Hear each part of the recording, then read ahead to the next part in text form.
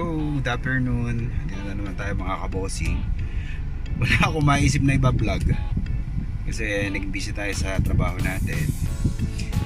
Ngayon bibili tayo ng stabilizer para sa pag-vlog natin sa alaganin. At puntahan natin siya. Pasok tayo.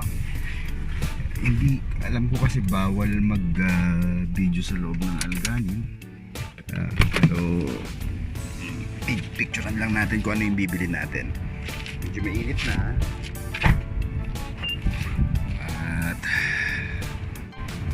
okay, ngayon nandito ngayon tayo sa Parwania, Alganin.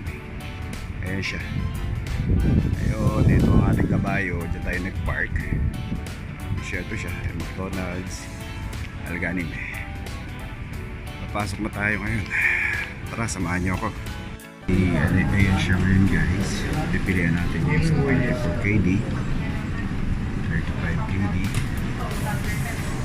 and the 49 KD. Siya 29 KD at 39 KD. Titingnan natin kung ano yung pasok sa budget.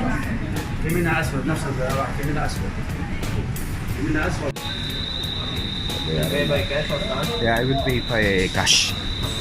Kay Knet. Knet here. Knet? Okay, bubayad na tayo. Okay. Hello, nabili na natin yung gimbal natin. Ito siya.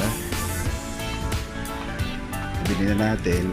At ang presyo ay 29 KD 900. 5,400. Medyo mahal siya. Okay, see you guys. Okay, nabili na natin yung gimbal.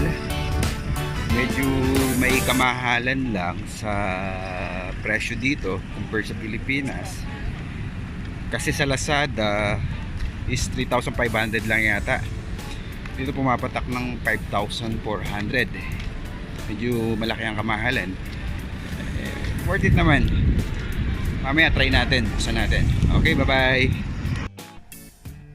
Hello guys. Nabili na nga na pala natin yung gimbal. Ito siya. Makikita nyo, ito yung binili natin.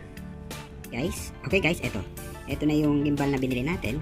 Makikita nyo, ayan siya. I-adjust lang natin konti ang camera.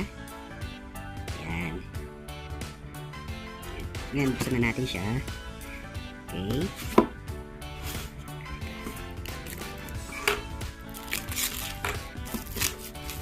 Unboxing. Parang hindi na bagay kasi edad ko ang unboxing na to Okay. Ayan siya. Ganda ang packaging niya. Ayan. Tapos okay. Ayan siya. Okay. May kasama siyang pouch. Ito natin yung pouch.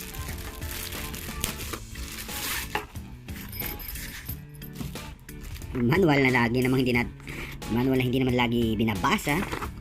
Ayan siya. And okay, ito na siya. Andahan, baka masira. Ayan na siya.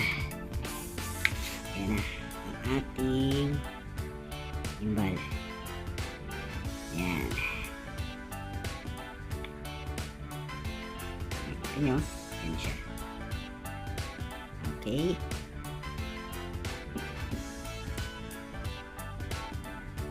Bal, yan na siya. Tapos, ang kasama pa niya sa loob ay cable. Ito. At isang stand. Pagka vlog kayo, hindi pwedeng gamitin. Sulit naman yung presyo. At susunod ng mga vlog natin, gamitin na natin itong bagong gadget natin. Okay? See you next time.